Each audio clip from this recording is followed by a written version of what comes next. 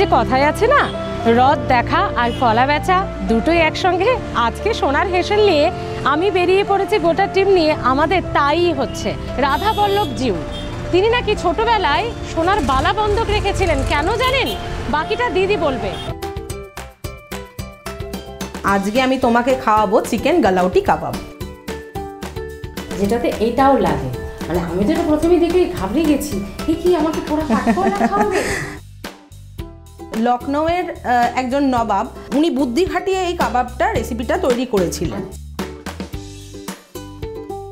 বিয়ে ঠিক হয়ে গিয়েছিল যখন ক্লাস 9-এ উনি পড়েন। তখন না খেয়ে ফোনে ব্যালেন্স ভরতাম যে কিভাবে আগে ফোনে কথা বলা যায়, কতটা টাইম কাটানো যায়। কি বলে প্রেমের টান।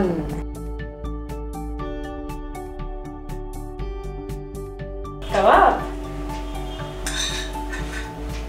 চাটনি দিয়ে বেশ চুবিয়ে চুবিয়ে খাও।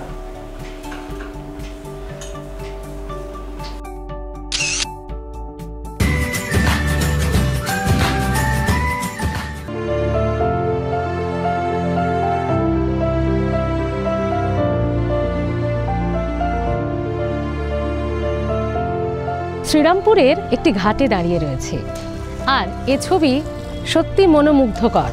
গঙ্গার পাড়, গঙ্গার হাওয়া, এ সত্যি যেন মন প্রাণ আত্মা সব কিছুকে শান্ত করে দেয়। আমি দাঁড়িয়ে রয়েছি শ্রীরামপুরে, হুগলি শ্রীরামপুর, আর ওই পাশটা উত্তর 24 পরগনা। মানে গঙ্গা দুটো জেলাকে ভাগ করে দিয়েছে। আর আজকে শ্রীরামপুরে কেন এসেছি?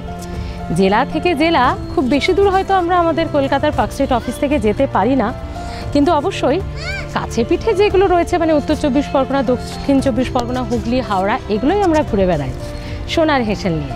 আজকে স্বর্ণালীদির ডাকে শ্রীরামপুরে, হুগলি জেলার বহু বিখ্যাত এই শ্রীরামপুর শুধু গঙ্গার পাড়, গঙ্গার ঘাট নয়, মাহেশ রয়েছে এবং বিখ্যাত ছাপাখানা রয়েছে। সব কিছু মিলিয়ে শ্রীরামপুর, আরও অনেক কিছুই আছে অবশ্যই। তো আজকে স্বর্ণালীদির ডাকে আমরা শ্রীরামপুরে, কিন্তু এরকম একটি ঘাট, এরকম পরিবেশ, এটা কিন্তু লোভ সামলাতে পারলাম না, ছাড়তে পারলাম না। তাই টিমকে নিয়ে বেরিয়ে পড়লাম সোনার হেসেলে স্বর্ণালীদির বাড়ি যাওয়ার পথে এই ঘাট পরিদর্শনে। আপনাদেরও নিশ্চয়ই ভালো লাগবে, দেখুন।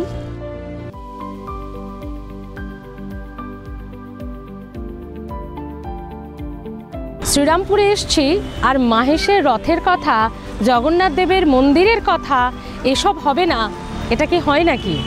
ওই যে কথায় আছে না, রথ দেখা আর কলা বেচা দুটোই একসঙ্গে। আজকে সোনার হেসেল নিয়ে আমি বেরিয়ে পড়েছি, গোটা টিম নিয়ে। আমাদের তাই হচ্ছে।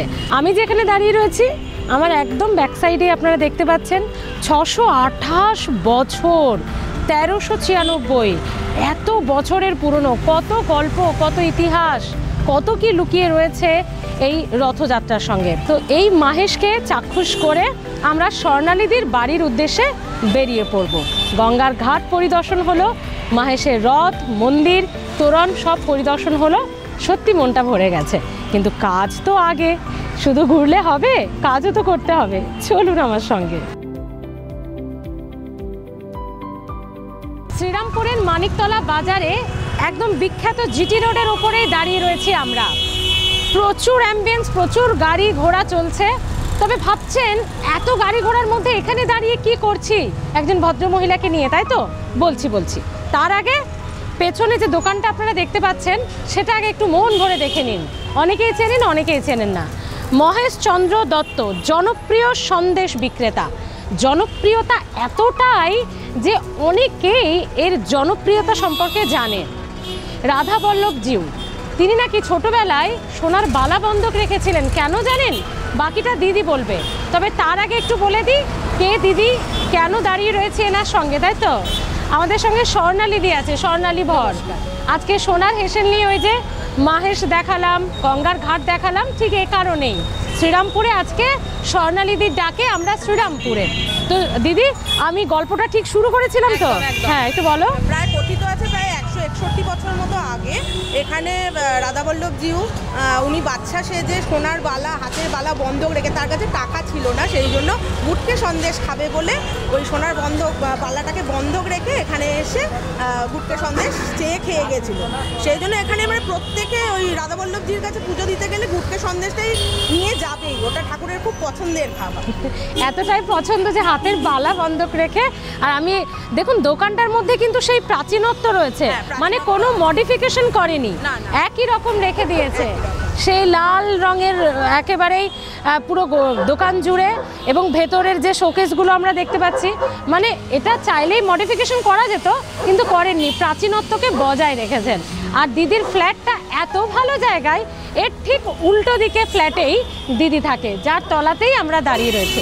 দিদি এখানে প্রচুর অ্যাম্বিয়েন্স হচ্ছে, চলো আমরা উপরে যাই ফ্ল্যাটে, চলো।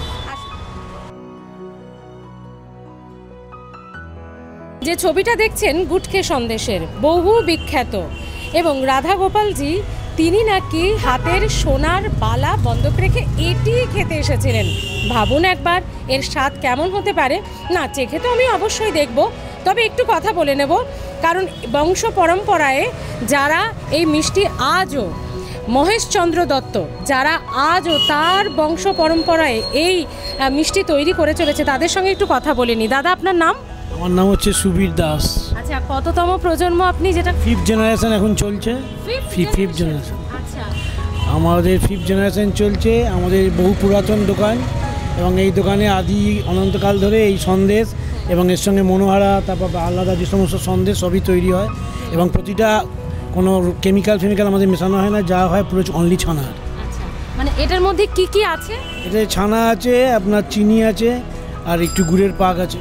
180 বছর এই একই রকম দোকান একই রকম আছে, একই রকম আছে দোকান, একই রকম। এই কড়ি বর্গার ঘর, এইরকম ওই চুন সরকির ঘর, চুন সরকির দোকান, এরকমই সব একই ছিল। আগে বাঁশের ছিল, এখন ওটাই ঢালাই হয়ে গেছে। শক্ত করা হয়েছে। হ্যাঁ, ঢালাই হয়ে গেছে, একটু আধুনিকতা হয়েছে, কিন্তু এটা পুরো আধুনিকরণ করা যাবে না, এটা ঠাকুরের নির্দেশ আছে, আমাদের এভাবেই চালাতে হবে। শ্রীরামপুরে এসে ঘুরে টুরে মাহেশের রথ পরিদর্শন করে সাক্ষাৎ করে একেবারে কোথায়? কিচেনে স্বর্ণালী দিকে নিয়ে। তবে তার আগে একটা পার্টে অবশ্যই সেটা বলতে ভুলবো না, সেটা হচ্ছে মহেশচন্দ্র দত্তের গুটকে সন্দেশ খেয়ে অবশেষে কিচেনে স্বর্ণালী দিকে নিয়ে। তো আমরা রান্নাতে তো অবশ্যই যাব, কিন্তু কি খাবো, কি রান্না করবে তুমি? আজকে আমি তোমাকে খাওয়াবো চিকেন গালাউটি কাবাব। চিকেন গালাউটি কাবাব। কাবাব খেতে সকলেরই ভালো লাগে, আমার তো স্পেশালি লাগে, দারুণ জমে যাবে ব্যাপারটা। কিন্তু কি কি লাগে সেটা আগে একটু বলে দাও তুমি। একদম। চিকেন গালাউটি কাবাব বানাবার জন্য প্রথমেই আমি নিয়েছি চিকেনের পেস্ট, টক দই, সাদা তেল, নুন, আদা রসুনের পেস্ট, চিনি, ঘি, খোসা সমেত কাঁচা পেঁপে বাটা, পেঁয়াজ বেরেস্তা পেস্ট, বেসন, পাতি লেবুর রস, গরম মশলা গুঁড়ো, কাঁচা লঙ্কা পেস্ট, কাশ্মীরি লঙ্কা গুঁড়ো, গোলমরিচ গুঁড়ো, সল্টেড বাদাম, ধনেপাতা ও কাঁচা লঙ্কা, গোটা গরম মশলা, কেওড়া জল এবং কাঠকয়লা।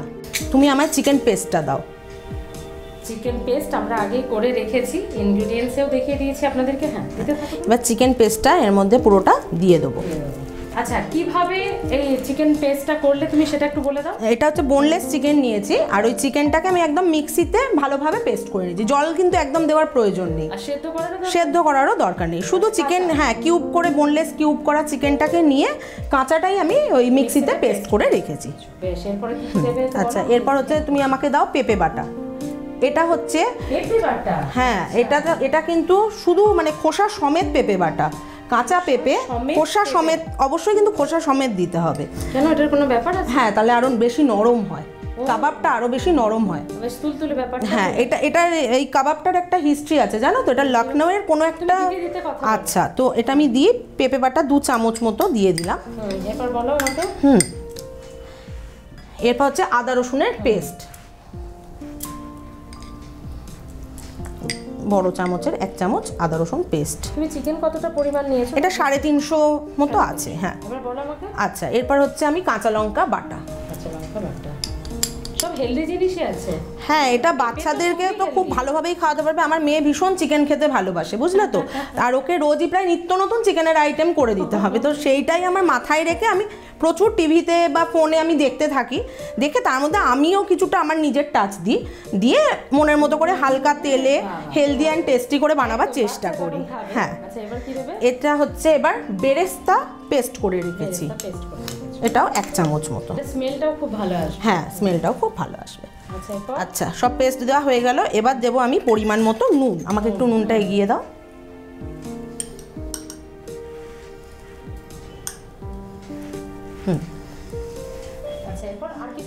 হ্যাঁ, এখন সবই পরপর, শুধু এটা মিক্সিংটাই মেন, ঠিক আছে? এরপরে আমি দেবো একটু পাতিলেবুর রস। পাতিলেবুর রস, এটা টেস্ট এবং সঙ্গে একটু স্টক ব্যাপার আসবে, আর অল্প পরিমাণে পাতিলেবুর রস। আচ্ছা, এরপর দেবো আমি কাশ্মীরি লঙ্কা গুঁড়ো। বললাম যেহেতু বাচ্চা খাবে, ওকে একটু চাটপাটা দেখাতেও হবে, আবার যাতে ঝালও না হয়, সেই জন্য দিলাম আমি কাশ্মীরি লঙ্কা। হ্যাঁ, কাশ্মীরি লঙ্কা গুঁড়ো। এরপরে আমি দেব বেসনটা। দাও। আচ্ছা, এই বেসনটা কিন্তু শুধু বেসন নয়। হ্যাঁ, বেসনটা কিন্তু হচ্ছে তোমার শুকনো খোলায় নেড়ে নিয়েছি বেসনটা, যাতে কাঁচা ওই বেসনের গন্ধটা বেরিয়ে যায়। দিয়ে এবারে এই বেসনটা আমি এর মধ্যে দিয়ে দেবো। এটা একটু বাইন্ডিং হবে তো একটু বেশি পরিমাণে লাগবে। আমি ছোট চামচে দিই, বাঁধনটা হ্যাঁ টাইট হয়।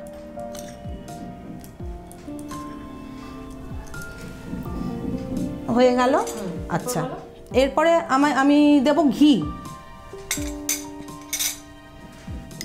ঘি কিন্তু স্বাস্থ্যের জন্য খুব ভালো, জানো তো?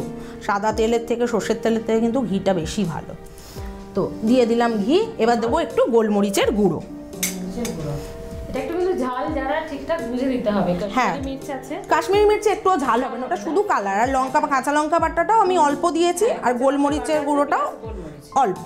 ফলে আপনাদেরকে একটু কিন্তু ঝাল বুঝে দিতে। হ্যাঁ, যদি ঝাল কেউ মানে কম খেতে পছন্দ করেন, এগুলো একটু কমিয়ে দেবেন বা স্কিপ করে দিতে পারেন, কোনো অসুবিধা নেই।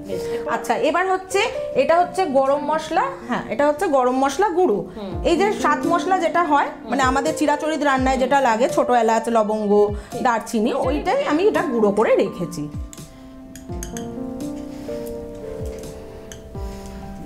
আচ্ছা, এবার দেবো আমি গোলাপ জল আর কেওড়া জল।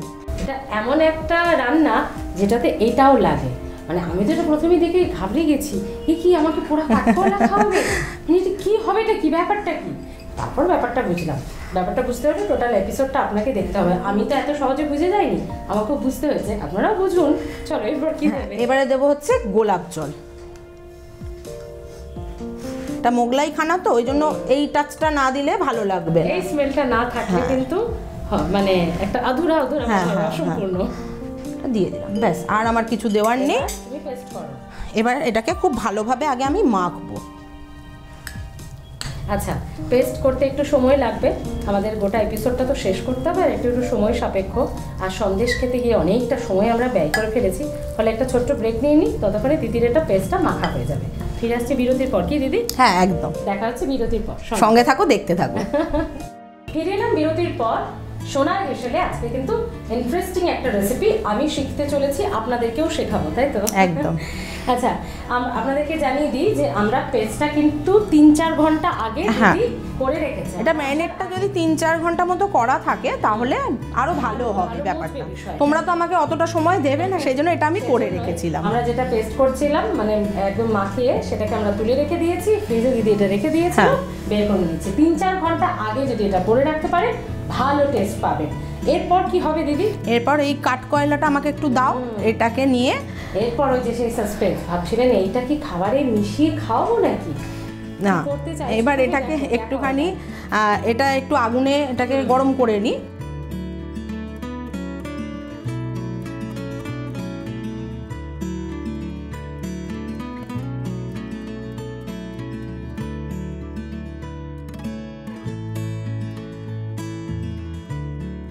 ওখানে কাঠকয়লা পোড়ানো চলছে, তাই তো?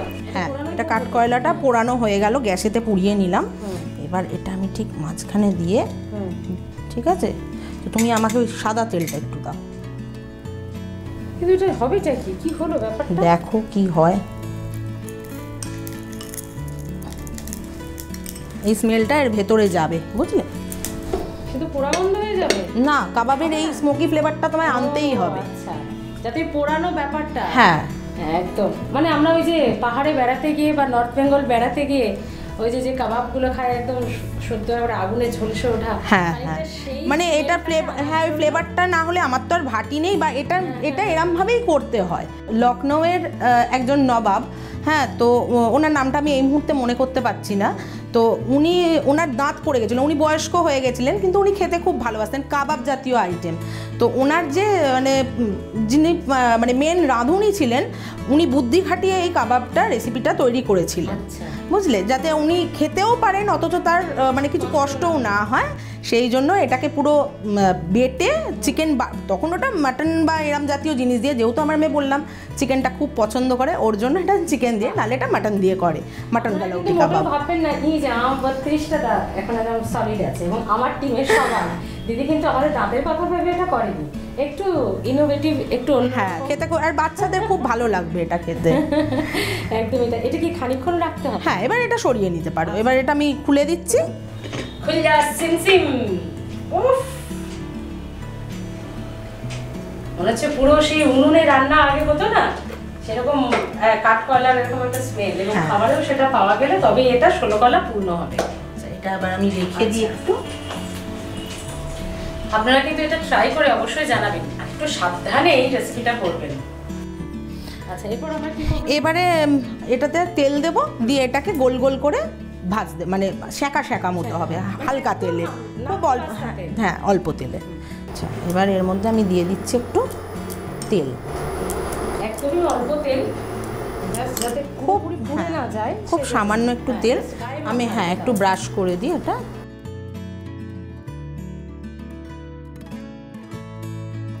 এরকম করে দিয়ে তুমি তেলে দেবে। আর এটা হতে হতে একটা গল্প বলি। আচ্ছা, দিদি তেরা দেবর দিবানা, এতদিন তো অনেক কিছু শুনেছেন, সিনেমায় দেখেছেন, জানেন কি এই বাড়িতে সেটাই হয়েছে, তাই তো? একদম। বিয়ে ঠিক হয়ে গিয়েছিল যখন ক্লাস 9-এ উনি পড়েন। ভাবুন একবার, মায়ের স্ট্রিক্টলি শাসন ছিল না, মেয়ে গ্রাজুয়েশনের কমপ্লিট হবে, তারপর মেয়ে ছাত্রতলায় যাবে, মেয়ে মাধ্যমে তাই করেছে। আর এই টানা 6-7 বছর কি চুটিয়ে প্রেম করেছে? আমি জিজ্ঞেস করেছিলাম, খুব একটা বলতে চাইনি, জানি না আপনাদের সামনে বলবে কিনা। খুব চুটিয়ে প্রেম করতে পারিনি, যেহেতু আমার তখন হাজব্যান্ড থাকতো ব্যাঙ্গালোরে, তো সেই জন্য দেখা আমার সাক্ষাৎ কিছুই হতো না, ওই ফোনে। তো তখন না খেয়ে ফোনে ব্যালেন্স ভরতাম যে কিভাবে আগে ফোনে কথা বলা যায়, কতটা টাইম কাটানো যায়। যদিও মা জানতো না ব্যাপারটা, আজকে এবার শুনতে পাবে, এবারে আমার একটু পিটুনি খাওয়ার চান্স আছে। ভাবুন, মেয়ে 12 বছর বললে না? না, আমার বিয়ে হয়েছে 12 বছর, মেয়ের বয়স 9 বছর। আচ্ছা, মেয়ের বয়স 9 বছর, বিয়ে হয়েছে 12 বছর। এতদিন পরে মায়ের কাছে ব্যাপারটা খোলসা হবে। আর বাকিটা কিন্তু শ্বশুর মশাইয়ের ঘাট দিয়ে চালিয়ে দেওয়া হয়েছে। না, গল্পটা আমরা আগে কিন্তু সূত্রপাত করিনি। কিন্তু আগে বলেছি, অন ক্যামেরা কি বলছে আমি জানি না। প্রথমে সূত্রপাত হয়েছিল আমার শ্বশুর মশাই আমাকে পছন্দ করেছিলেন, কিন্তু পরে আমরা জিনিসটা এগিয়ে নিয়ে গেছি। দিদির বিয়ের পর যখন আস্তে আস্তে, তখন তো এরকম কি এমনি জাস্ট বন্ধুর মতোই কথা হতো? হ্যাঁ, দাদার মতো হতো না, বন্ধুর মতোই কথা হতো। তো এনজয় করতাম আমরা, শুধু ও আর আমি বলে নয়, আমরা ফুল ফ্যামিলি, যেহেতু আমার দিদি যাও সবাই, আমরা এখনও আমরা একসাথেই থাকি, তো সবাই মিলে আমরা হই হই করে প্রত্যেকটা দিন আমরা হই হই করেই কাটাবার চেষ্টা করি। আমরা চেষ্টা করবো লাস্ট রাউন্ডে সবাইকে, একদম শেষের দিকে উপহারের যে পর্বটা থাকে, সেখানে সবাইকে একটু যদি এক কাটটা করা যায়, সবাই থাকে অ্যাভেলেবেল, আমরা চেষ্টা করবো, কি দিদি? হ্যাঁ, একদম। এবং আচ্ছা, একটা বিষয় বলো তো, বনে বনে যায় এইটা ব্যাপারটা অনেক ফ্যামিলিতে না হয় না, একটু টেনশন থাকে যে 2 বোন বাপের বাড়িতে তো ঠিক আছে, শ্বশুরবাড়িতে কি ঢাল তরোয়াল নিয়ে যুদ্ধ শুরু করে দেবে, একটা এম্বারেসিং, একটা প্রেস্টিজিয়াস ব্যাপার হয়েছে, বিশেষ করে চাপে থাকে মা বাবারা, বাপের বাড়ির মা বাবারা। তো তোমাদের ক্ষেত্রে যেরকম কিছু হয়, মান অভিমান? দেখো, বাসনে থাকলে তো ঠোকাঠুকি হবেই, কিন্তু আমার মনে হয় নিজের রক্তের সম্পর্কে যে জিনিসটা দিদি বা দাদারা যতটা বুঝবে, ততটা বাইরের কিন্তু কেউ বুঝতে পারবে না। যেহেতু আমি ওকে ছোট থেকে চিনি বা ও আমাকে ছোট থেকে চেনে না, আমাদের ঠিক আছে, অল্প একটু আধটু হয়, কিন্তু বাকিটা আমরা খুব আনন্দ করেই কাটাই সবাই মিলে। খুব ভালো বলেছো এটা। ফলে যারা টেনশন করছেন এরকম কোনো সম্পর্কে যাওয়ার ক্ষেত্রে, হয়তো আটকে রয়েছে অনেক কিছু, তারা যেতে পারেন, বাকিটা অ্যাডজাস্টমেন্টের ব্যাপার তো নিজেদের কাছে, তাই না? একদম। আর আরো বেশ মজার গল্প আছে, মেয়ের জন্মদিন এবং হাজবেন্ডের জন্মদিন, মেয়ের বাবার মেয়ের বাবার জন্মদিনও একই দিনে, 3 আগস্ট। হ্যাঁ, তো এটা কিভাবে হলো আমিও জানি না, কিন্তু ডাক্তারবাবু ডেট দিয়েছিলেন ওরকম ভাবেই, 2 অগস্ট, ঠিক আছে। তো আমি বললাম ডাক্তারবাবু এরকম এটা 3 তারিখ করা যায় না? তা উনি বলছেন কেন, কি তিথি নক্ষত্র দেখে এসেছিস? কিছু তিথি নক্ষত্র না, মানে এত কাছাকাছি যখন চলে হ্যাঁ, এসেছে তাহলে মানে বললাম পরের দিনই এরকম আমার হাজব্যান্ডের বার্থডে, তো ওই দিন যদি হয় তাহলে সারা জীবনের জন্য একটা গিফট দেওয়া হয়ে যাবে। হ্যাঁ, তো উনি বললেন ঠিক আছে তাহলে 3 তারিখেই ভর্তি হবি বলে 3 তারিখ আমার ডেট দিয়েছিলেন। এই দিয়ে মানে ওই জন্য আমাদের ওই বার্থডের দিনকে বাড়িতে মানে 2টো থালা নিয়ে আমার আর আমার শাশুড়ি মায়ের মধ্যে মানে কে কম্পিটিশন দিয়ে সাজানো হয়, কে ওনার ছেলেকে বেশি করে সাজিয়ে দাও, আমি বলি আমার মেয়েকে বেশি করে সাজিয়ে দেবো। ধনেপাতার চাটনির জন্য দেব হচ্ছে, ধনেপাতা আমরা বেছে ধুয়ে রেখেছি, হ্যাঁ পরিষ্কার করে রেখেছি, এবার কিছুটা ধনেপাতা এর মধ্যে। চাটনি কিন্তু দারুণ লাগে হ্যাঁ, শীতকালে খুব ভালো। শীতটা যেন মনে হয়। এবার দিয়ে দেবো একটু, তুমি কি ঝাল পছন্দ করো? হ্যাঁ, আমি ভীষণ ঝাল খাই, কিন্তু এটা একটু মিষ্টি মিষ্টি হয়, তা আমি অল্প করেই জাল দিচ্ছি। না কাবাবের সঙ্গে তো আর খুব মিষ্টি বা খুব খুব ঝাল না, টক মিষ্টি হবে। আচ্ছা, এর সাথে তোমার যাচ্ছে টক দই, হ্যাঁ পুরো টক দইটা। এটা দেখে মনে হচ্ছে খুব রিচ ব্যাপারটা হবে, কিন্তু কাবাব হোক না। না এই চাটনি দুটোই কিন্তু সমস্ত হেলদি জিনিস দিয়ে তৈরি। সবই হেলদি জিনিস দিয়ে। আচ্ছা, আর দেব হচ্ছে কি আদা, আদা রসুন বাটা, আদা রসুন বাটা, হ্যাঁ অল্প পরিমাণে আদা রসুন বাটা। আর দিয়ে দেবো হচ্ছে সল্টেড বাদাম। ও আচ্ছা, বাদাম দিয়ে ধনে বাটাচ্ছে। হ্যাঁ, আর দেব, তুমি খেয়ে বলবে, জিরো পাবে কিন্তু। তাহলে তো আমার দুর্ভাগ্য। এবার দিয়ে দিলাম অল্প একটু নুন, আর দেব চিনি, একটু মিষ্টি ফ্লেভারটা আনার জন্য। হ্যাঁ একটু মিষ্টি মিষ্টি হবে। ভালো করে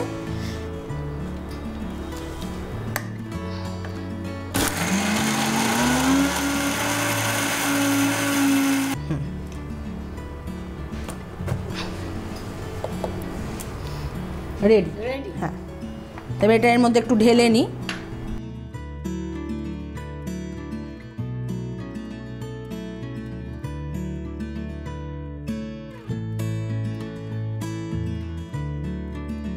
ভাজা তো কমপ্লিট হয়ে গেছে, কিন্তু এটাকে একটু সাজিয়ে গুছিয়ে নিতে হবে। হ্যাঁ, তো হ্যাঁ। তাহলে দর্শনধারী সেজন্য একটু সাজাতে গোছাতে সময় লাগবে। একটা ব্রেকও আমাদের বাকি আছে, সেটা নিয়ে নিই। দেখা হচ্ছে ব্রেকের পর। গন্ধে এবং দেখতে দারুণ হয়েছে। বিরতির পর কথা দিয়েছিলাম যেরকম কাবাব নিয়ে ফিরে এসেছি। আর কি সুন্দর প্লেটিং করেছে জয়ন্তদা, তুমি একটু ক্লোজ থেকে দেখাও, নাহলে এত সুন্দর সাজানোটা কিন্তু আমাদের বৃথা হয়ে যাবে। মানে আমাদের মানে দিদির আর কি, সোনালিদি দারুণভাবে একটাকে সাজিয়েছে। ও কি ভালো, পেঁয়াজগুলোর মধ্যে আবার বেশ গোল গোল গোল গোল গোল গোল করে সবই তো যাবে পেটে, আর অত সাজিয়ে কি হবে। ওই যে পহলে দর্শনধারী কিন্তু এই যে আমার খুব কষ্টসাধ্য কাজটা করতে হবে। নাও তোমাকে একটু দিই, তুমি টেস্ট করে বলো কিরাম হয়েছে। দারুণ হবে খেতে। এরকম একজন রাঁধুনি, এরকম একজন ঘরণী যাকে বলে, এত সুন্দর করে গুছিয়ে সবকিছু করছে, তাকে আর আমি ব্যাস ঠিক আছে তুমি একটু চাটনিটা দাও। আচ্ছা, এই চাটনিটার একটা স্পেশালিটি আছে, চাটনিটার আইডিয়া কিন্তু দাদা ভাইয়ের, তাই তো? এতক্ষণ ধরে ক্রেডিট নিচ্ছিল, ঠিক আছে আমি সব জেনে ফেলেছি। ধরো কাবাব চাটনি দিয়ে বেশ চুবিয়ে চুবিয়ে খাবো। উফ, নিজেকে একটা কিরকম নবাব নবাব ফিল আসছে। তোমার পছন্দ হয়েছে তো? একদম নিজেকে মনে হচ্ছে সত্যি সেই নাম ভুলে যাওয়া নবাব। হ্যাঁ, তো যাই হোক, সত্যি খুব ভালো হয়েছে খেতে। টেস্ট করবেন, তার আগে রান্না করবেন, এবং তারপর যেটা করবেন কমেন্টে জানাবেন যে কেমন লাগলো। এত সুন্দর একটা রেসিপি আমাদেরকে শেখালেন, এবং চটপট হয়ে গেল। ভাজতে একটু সময় লাগবে, ধৈর্য ধরে। তবে চলো এবার আমরা আসি। ভালো থেকো। একদম একদম, তুমিও ভালো থেকো। বলতেই না দিদি একটু 3 সেকেন্ড পজ নিল। হ্যাঁ, কেন বলো তো, আমার ওই তোমার ওই মেমেন্টোটার ওপর প্রচন্ড আকর্ষণ। তোমাদের একটা স্পেশাল চ্যানেল, আর তার সেই মেমেন্টো আমার ঘরে থাকবে, তো এটা তো ভাগ্যের ব্যাপার না? মজা করে আমি যে দিদিকে বললাম আসি, দিদি 3 সেকেন্ড পজ নিন, একটু এরকম হকচকিয়ে গেল। কি ব্যাপার, খেতে চলে যাচ্ছে? না না, আমার অন্য কিছু না, আমার মেমেন্টোটা আমি প্রথম থেকেই, যার জন্য তোমাদেরকে বলা। তাহলে চলুন একটু চলো, চলো। ড্রয়িং রুমে বসে চলো, সবাই চলো। মিলে গল্প করতে করতে একদম উপহার একদম, দিই। চলো। গালাউটি কাবাব খেয়ে দিদির হাতে এবার আমি টোটাল ফ্যামিলিকে নিয়ে বসেছি। অলমোস্ট সকলেই আছে, সবাই আছে। একদম। একদম পুরো পরিবার আছে। দুই মেয়ে আছে স্পেশালি সেটা হ্যাঁ, বলো। একদম। আচ্ছা আমি উপহার তো অবশ্যই দেবো, তবে তার আগে একটু পরিচয় করিয়ে দাও সবার সাথে। পরিচয় করিয়ে দিই, উনি হচ্ছেন আমার ভাসুর আর জামাইবাবু। হ্যাঁ, আমি ভাবছিলাম এটাই বলবে। হ্যাঁ। তো কি বলে ডাকো, দাদা? আমি দাদা ভাই বলি। দাদা ভাই। দাদা ভাই আমি বনু বলে ডাকি। ওরে বাবা, খুব ভালো সম্পর্ক। আর উনি হচ্ছেন আমার হাজবেন্ড, আর এটি হচ্ছে আমার কন্যা। মিঠাই বলি। হ্যাঁ, মিঠাই, বাহ। আর ইনি হচ্ছেন আমার মিষ্টি নাম। শাশুড়ি মা। হ্যাঁ। শরীর কেমন আছে মাসিমা? আছে মোটামুটি, আচ্ছা, চলে যাচ্ছে। চলে যাচ্ছে। তারপর দিদি আর কাম যা। এই হচ্ছে, হ্যাঁ দিদি কাম যা, একদম ঠিক বলেছো। আর এটি হচ্ছে আমার বড় কন্যা, এটা আমার দিদির মেয়ে। একদম। আচ্ছা ও তো মিঠাই, আরে ও কি হচ্ছে সন্দেশ? সোনু। আচ্ছা।